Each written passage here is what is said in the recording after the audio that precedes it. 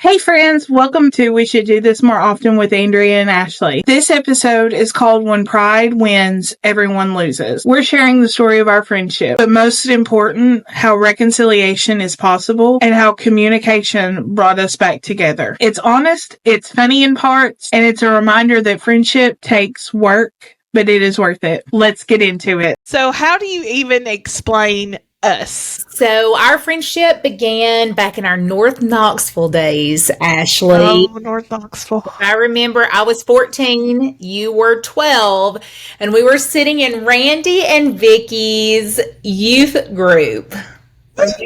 Oh, yes, those are the days. Ashley and I have gone through every phase of life. Okay, I just turned 40. Ugh. So like 26 years. Ashley loves that she's 2 years younger than me. But we have gone through all of life's many obstacles. We synced up immediately when we were younger. We went through similar traumas, like childhood trauma. We've gone through the teenage years. I've seen trashy Ashley. Ashley's seen trashy Andrea. Not so ladylike Andrea. We've gone through the college years. Oh gosh, the drinking scene. Oh yeah, Andrea had the party house. Yeah, my house was the party house. And then we went through many relationships, some good. We're married to them. Mostly awful. Some of them, I did marry a bad one for 2 months, remember? So we'll need to hit on that one day. Hey, we'll talk about the grace of God. We'll talk about the grace of God. And a divine intervention. Yes. But we've gone through marriage, and we also went through a time where we didn't speak for about 5 years. So yeah, we've covered a lot of life together, actually. And if I can get through this episode without crying, it'll be a miracle.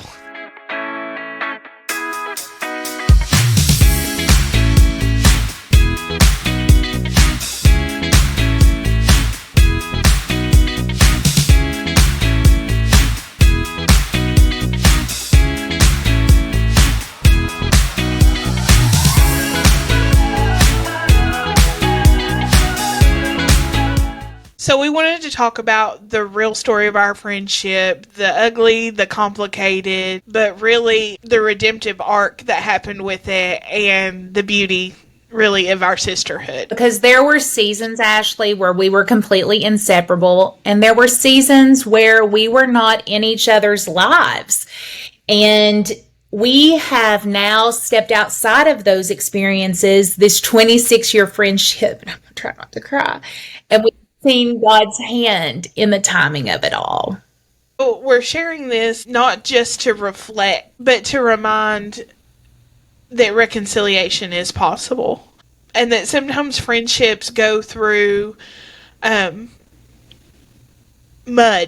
and ick and can come out on the other side with purpose, and you can come out on the other side with a stronger friendship. So when we think about our friendship, Ashley, I want to, can we like go back 26 years and let's just kind of flow through how we got here and those redemptive moments for us, because it started out in childhood. Ashley was 12. I was 14.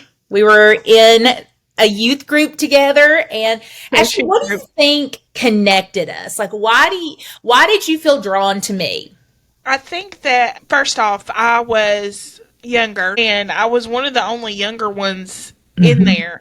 And Andrea was such a kind spirit to me. You know, I was not, I've never been the pretty girl, but beautiful. But Andrea allowed me a space to be who I was, and she accepted me.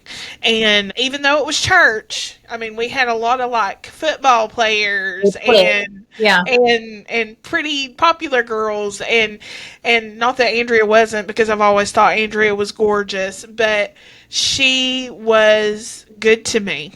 And I think, especially at that point in time, that's all it really took, right? And even now, probably, just be good to people. Wow. And I saw her kindness Now, were we perfect? By no means. We got into plenty of trouble.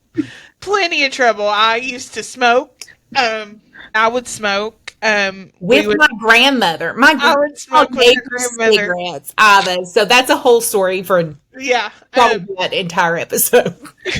But she would pick me up from my mom's when she got her license. She would pick me up in her little Volkswagen Bug that I was so jealous of. Okay, but you forgot the car the Toyota Sentra or Nissan Sentra that blew up. Oh, well, that's true. Some humble credit before I bought that other one. But I loved your Bug. Me too. But she would pick me up, and it started out she just picked me up for church, so my mom wouldn't have to get up because mom would just drop me off. But so Andrea would pick me up and take me to church, and we would do youth group stuff. But before we might stop at Sonic and get. Those were the days. You remember? We would go and get our slushies and our. Oh, those were the days. So yeah. In a very rough part of town, we would go to where I lived. Sonic. Because I moved in with my grandma at that point. Yeah. But those were like some of my favorite moments. I said I didn't have a license, so I was like, I'm cruising with my older friend. And we would listen to everything from like church hip hop to Mary Mary, so some gospel, and then ludicrous. Absolutely garbage music. Absolutely. Why are these kids bopping to some of these songs? But I'm sure you all can relate too. So we went from that to young adulthood, where we had more crap that we went through together, from drinking to parties. Probably some really ridiculous arguments. Andrea and I let me just tell you, we have never shied away from arguing with one another. It has never been a thing, but what a blessing. Yeah, remember that safe space? Ashley was like, I just felt safe with Andrea. Yeah, I allowed you to come as your own. Yeah, but absolutely. If I have a difference of opinion, I'm going to share it as well. So, and again, the reason I was drawn to Ashley is I had always felt like I was a chameleon, and I would fit in these random groups, and church was a clique. Let's call it. I mean, cliques are everywhere. It's not just in school. There were church cliques too. And absolutely. It's not that those people were bad or anything. It's just certain people kind of come together, right? And I just felt like a fraud, an imposter in every one of the cliques until I met Ashley. And Ashley was kind of like my little sister. Like I had a brother, but like I've always wanted a sister, and Ashley was kind of like my younger sister, and I loved it because it was the first friendship where I could actually be authentic with who I was. And you want to talk just about divine timing. Ashley coming into my life at that moment in my life changed the entire trajectory of my life, because I was actually able to become my truest possible self, which, you know, I think when people meet me, I mean, I know that's one word they would use to describe me as authentic, but I don't think that I would be that person had it not been for Ashley. Because we were able to have raw and real conversations. And like she said, we actually have a lot of differences in our opinions of things. But the fact that we have such a safe space that we can be real and raw and honest and talk through things. Like, I mean, for me, it changed who I became by having those conversations and feeling safe and completely accepted by Ashley. Andrea taught me how to pluck my eyebrows. Yeah. And I told her how to fix it. So grateful for you because of that.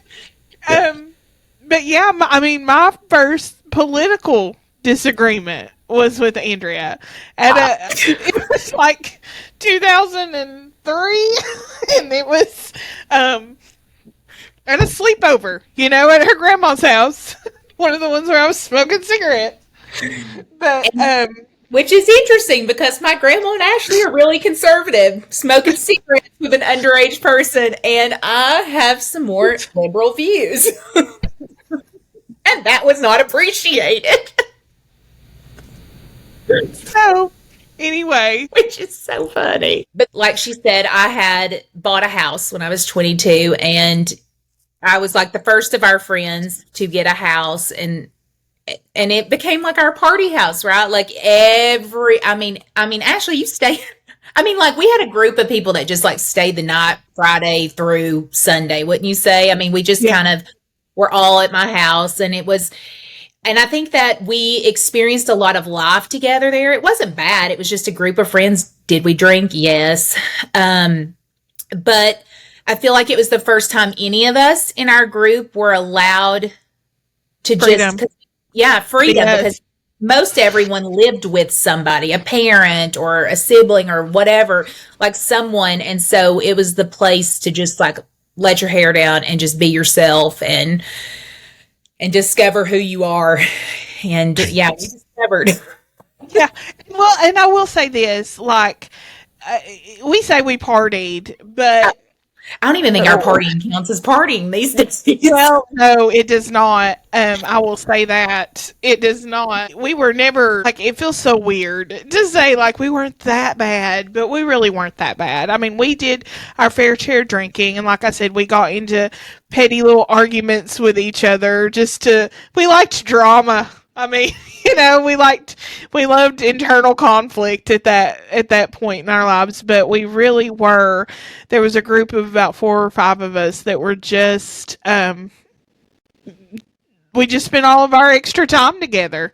If I was living with my sister at that time, but I was at Andrea's like Friday through Sunday for sure, and then probably scattered throughout the week as well. I do think that it was important, though. I think we needed that time to sort of spread our wings and get a feel for real life, because I know that while I didn't have the strictest upbringing as far as like my parents, or because my parents didn't go to church or anything like that, but I think we were in a similar situation where caregivers were very I don't even know that conservative is the right word. Maybe they weren't strict, but we did have an expectation. I'm grateful for that, because I think if that wasn't in place, maybe our parties would have been a little bit crazier. But I do think that we needed that few years to just really while out, but safely. Yeah. And it's also important, we're talking about those years, but a lot of relationships came out of those times together, and a lot of bad relationships.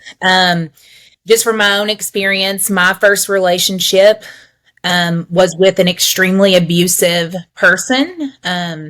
He had some mental illness issues, and Ashley, drop of a hat, would have, and she did. She helped me out of a lot of those situations. Even though in the beginning that was kind of a breaking point in our friendship as well, because you were transitioning to college at that point, Ashley. So yeah, because you had already graduated a couple of years before me, so you were already like I was in the teaching program, and so Ashley helped me through that. I then met my husband, Marshall, and Marshall has a beautiful redemptive story too, because he is a recovered alcoholic. And, but during our younger years, Ashley was with me during probably the worst part of Marshall's alcoholism. And even to one point when he got a DUI, and I don't say that out of embarrassment, because now he's come on the other side of it. It's a testimony he gets to bear. And he's broken the family generational curse of that. But when he was in jail for 21 days, Ashley stayed with me in that big 4-bedroom house, because I was scared to stay in it by myself. And we even slept in the same bed because I was so scared. We were just young, and she was there for me, and during one of the darkest periods of my life. And it was really cool to be able to go through that experience together. And then years later for her to see where Marshall is now, amazing. Yeah. Absolutely amazing. You want to talk about some of your transitional relationships? Which one? There were so many during that time. I only had 2. So Ashley there were y'all. I was a lady looking for love, In and I all was looking places. in all the wrong places. So for to be kind, I'm not going to give away names, Yeah, no. but there was really three during that time period. There was Ricky, was a close friend out of high school. It was towards like the my senior year or the end of it, that I was really involved with him. He was a best friend that I thought maybe would turn into something more. It didn't. He actually almost got me put in jail That was for check fraud. I'm innocent, you all. Promise. He really is like Um, sweet. um, but I worked at Kroger at that time. I worked in the front office, That was and horrible. he came in to cash a check, and it was not a real check. And I was not smart enough to figure that out until it came back on me. But so there was him, and then there was Spencer. Spencer was very toxic. I actually ended up living with him out of wedlock. Probably one of the biggest mistakes in my life. That was after I moved out of my sister's house and moved into my own apartment. But he was a user, clinged on to the things that I had because he didn't have his own, and used me to get an advantage in life. And so that ended. And then there was London. London was that epic, devastated me in every which way possible relationship. And Andrea was there in the middle of my fitful nights, my depression over that, my psychotic even. We're just going to put it there. I was a little psychotic. And if you've ever read any of my blogs, specifically Leaving London, I'll put in a shameless plug here for it. Then you know that story, and when you are so hard up for attention, scraps end up looking like a feast. And that's what the majority of my relationships during that time were. Me searching for what I was missing and trying to keep someone. And I'm sure we'll end up diving deeper into some of these relationships later on in later episodes. But Andrea was there for me. Andrea was there to be the friend that said, "What are you doing? Get up off of the floor." Literally, get up off the floor. She was there for me. She was there not only just to be a comfort, which she was, because Andrea has always loved me unconditionally, but also to look at me and say, "You're better than this." And Ashley would give a lot of chances, and the difference between us is maybe it's my Taurus background. I'm just like, oh, you hurt me twice? I'll cut you off like cancer. Cool. I would, and I do think, don't you, that was like a divine intervention in some way, because yeah, she could not. It was almost like a drug, and she could was let go of London, and I basically just picked you up off the ground, said, "What are you doing? Like, this is not who you are. This is not what you're worth. This is not what you succumb to." And basically shook you as hard as I could and said, "When are you going to wake up? Yeah. This isn't, you deserve much better than this." Yeah. So, and add our drinking and all that into it. I mean, it was good times, guys. It was good times. But we have seen each other's ugly, y'all. We have seen each other's ugly, but we have seen each other's beauty. So we've been able to watch each other over the years, knowing the ugly in each other's stories, to really see each other grow and transform. And I think that is one of the most beautiful parts of our friendship. Andrea and I, as we started getting a little bit older and priorities started shifting, there was sort of this unspoken, I think, tension between us.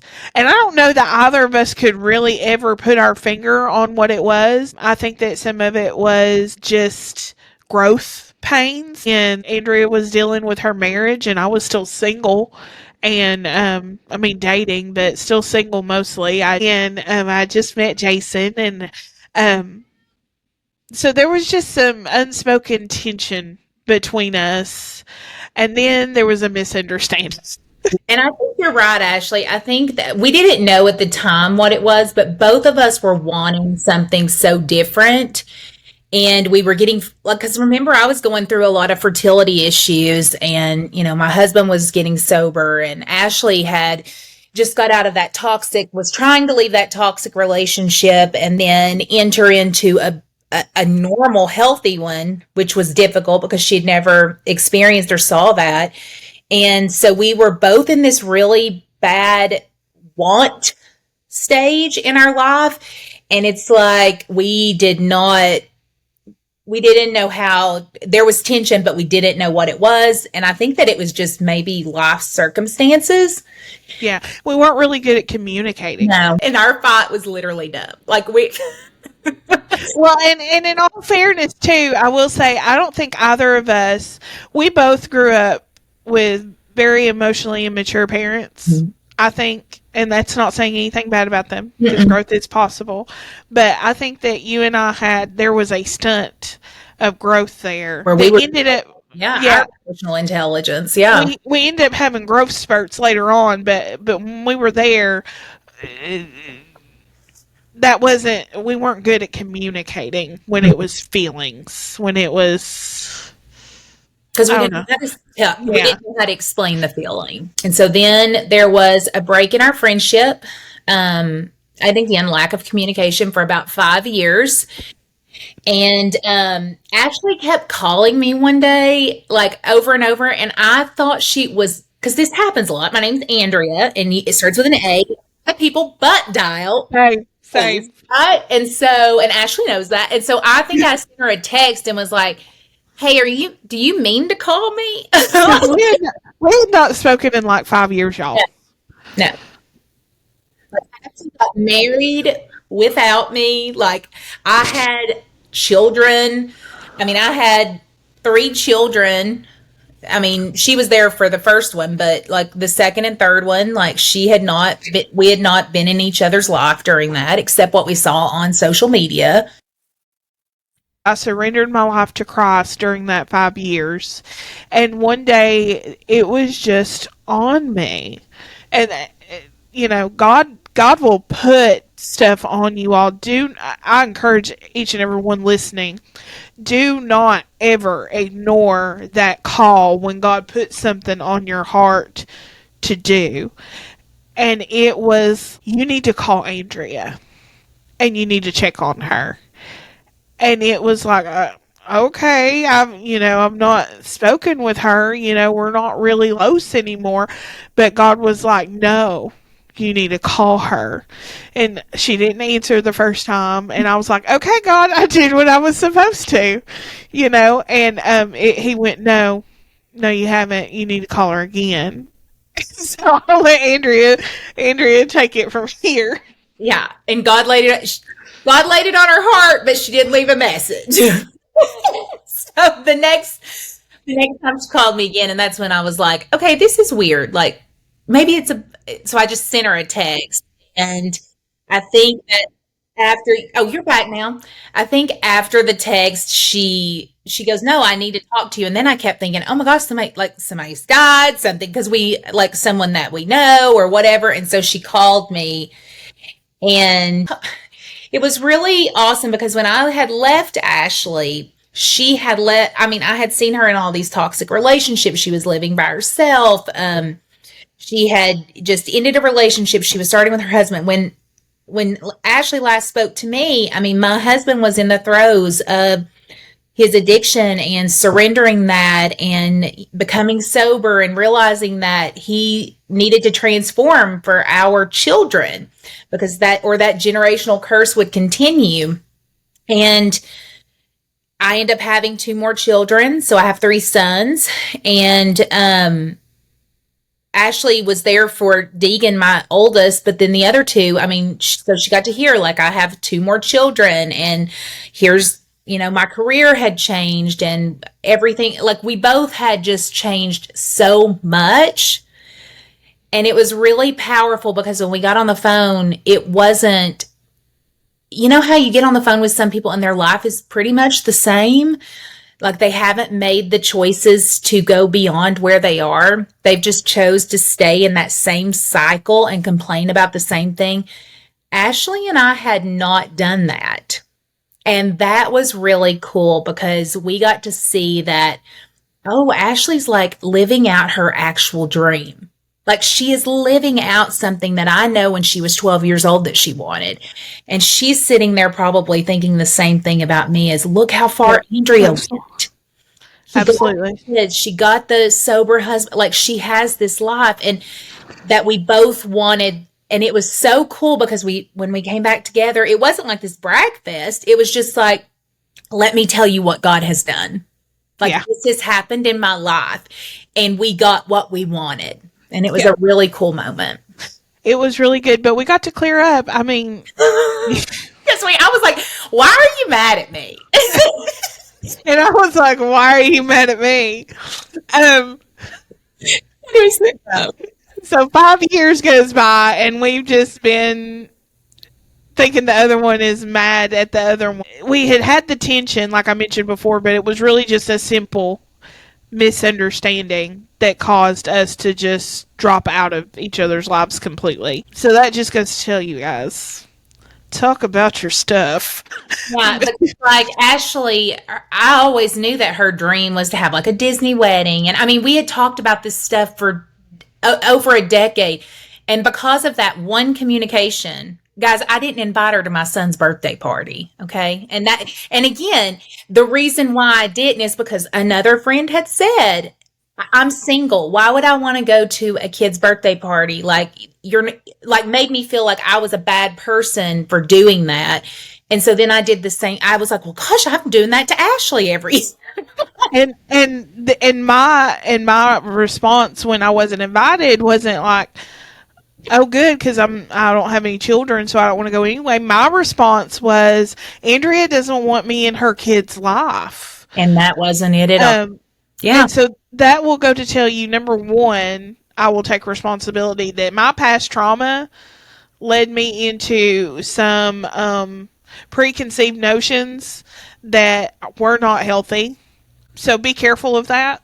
I want to encourage everybody listening to be very careful with assuming what someone else's intentions or meanings are just because of your outlook or your lens in life. That's not always the case. And two, don't go 5 years without clarifying something with somebody.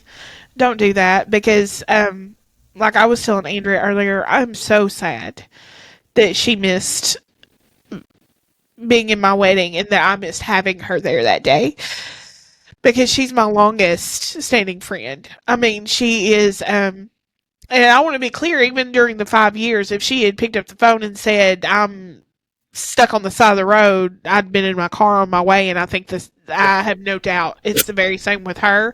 But missing out on each other's lives for that 5 years, that's something we can never get back. I will say though, because we were speaking about this earlier too, is that God used that 5 years in a way that I don't know, neither of us really know that He could have if we were still so involved with each other. Because Andrea and I were, for lack of a better term, up each other's hind ends. Like, I mean, we were Velcro besties, always together. And there was some stuff I think God wanted to do individually for us. And I think, and He did, boy, did He. But I think, so I'm not saying that the separation was good, because I don't think that God can use good. My life verse. God can use what's bad and make it, use it for good. But I knew we weren't going to be able to get through this without crying. But I do think God was able to use that. But I really wish, y'all, that we hadn't missed out on those 5 years of each other's lives. I really wish we hadn't. Thankful for where we're at now. Me So too. thankful for where we're at now, because we were headed in two different directions when that split happened. But somehow we ended up on the same course. We have different dreams, we have different goals, we have different lives. Andrea has 3 kids. I have 0. Very happy with that. And but we are headed in a way that we know is positive. I think is the bigger thing, and we don't have bigger cheerleaders than each other.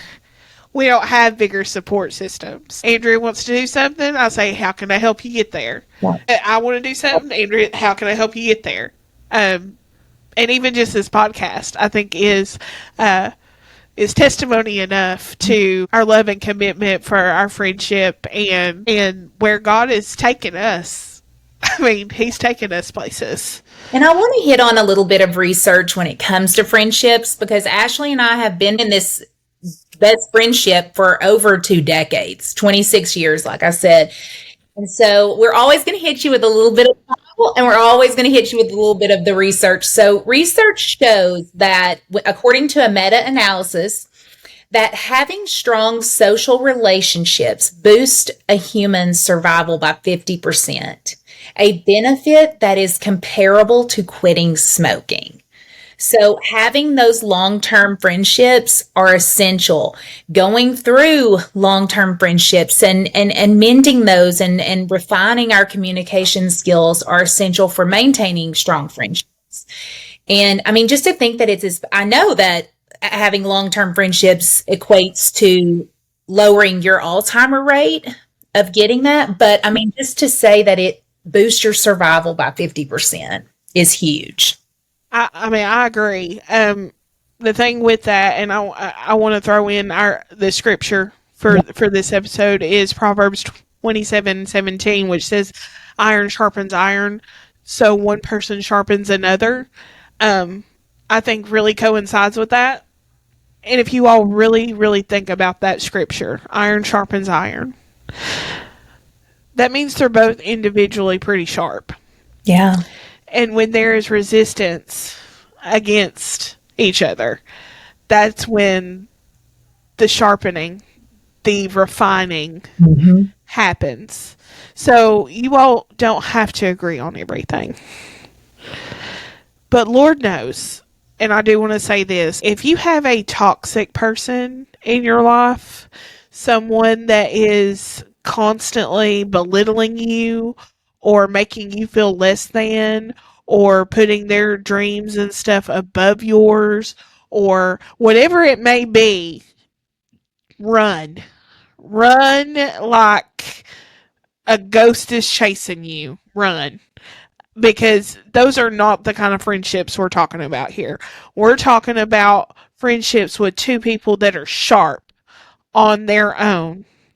And when they are put together, sharpen each other even more. That, I think, is what the Bible is speaking to. It's speaking to those people that are just your ride or die. And I pray that we all have those. If not, I'm glad you're here, and hopefully this will help you and encourage you to find someone that can be that for you. But iron sharpens iron, man, and I'm so thankful. I'm so thankful for you, Andrea. For you too. And so that's just a little bit into our story, because this podcast, we should do this more. I mean, this is us, and it's real and it's raw, and there's going to be so many redemptive conversations that come out of this podcast of getting to the other side. Yeah, we're going to have to get in the muck, just kind of like we did with this podcast. We're going to go with spells without talking to each other and have to later figure out why we didn't speak to each other and how to communicate better. But the beautiful thing is there's so many redemptive conversations that are going to come from this podcast, and hopefully that can encourage you to also reach out, and maybe you need to communicate something just a little bit better. Maybe there's a friendship that you're like, because I mean, with Ashley, I was like, I don't even know what, like I literally within like 2 minutes of us having a conversation after 5 years, I was like, I don't know what I did. Like, and she was like, well, let me tell you. And I was like, oh, I do. And it was interesting because what I did, I thought I was doing out of kindness because I didn't want to hurt her feelings. But I didn't think about the lens in which she was coming from. And she took it a different way, as you don't want me in your kids' lives. And I was in a place of narrowing who was going to be in my son's life because I wanted to ensure that they had a different upbringing than me. And so I can totally see how Ashley would have taken it that way. But I was coming from a positive intent direction. But guys, we had 5 years that went by, and that was silly. And I mean, I look back and I'm glad it happened because when we got on the call, Ashley's dreams came true. The dreams I had set for myself had come true. And I mean, right down to like, I mean, I remember us making a vision board like early on in our friendship. And I mean, things that were on that board had come true. And so it was really cool to get to have that redemptive conversation. And now it's led to this podcast and a place for you to feel safe and vulnerable with us. And her children love me. Hey, gosh, that's why I see why she had her feelings hurt, because they've already asked if something happens to me, they want to go with Ashley because yeah, I don't think she's ready for that. With all about it, as she's heard the behaviors and all that on the phone. All right, guys. Well, we hope that you will join us back next week for another episode. Until then, we love you guys. Yes. Thank you, guys. Bye.